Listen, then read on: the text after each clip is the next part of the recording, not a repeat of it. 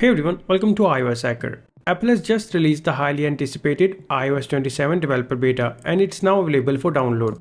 We've already installed the beta on our devices and are exploring all of its new features so you don't have to.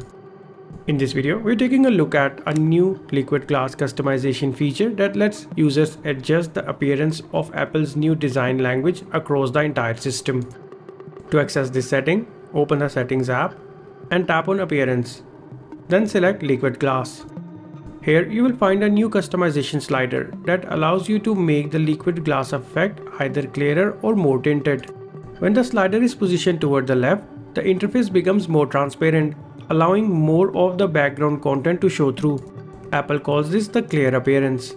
Moving the slider towards the right increases opacity and contrast, creating a more frosted glass effect. This is known as the tinted appearance. As you can see, when I move the slider to the right, interface elements like Safari's toolbar and menus become more opaque and easier to distinguish from the content behind them. This option is ideal for users who find the default liquid glass effect a little too transparent and want a cleaner and more readable interface.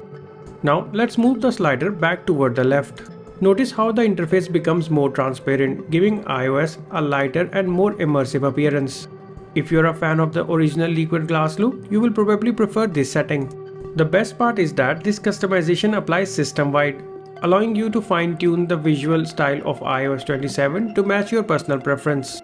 And that's it. That's how you can customize the liquid glass design in iOS 27 and make it either clearer or more tinted.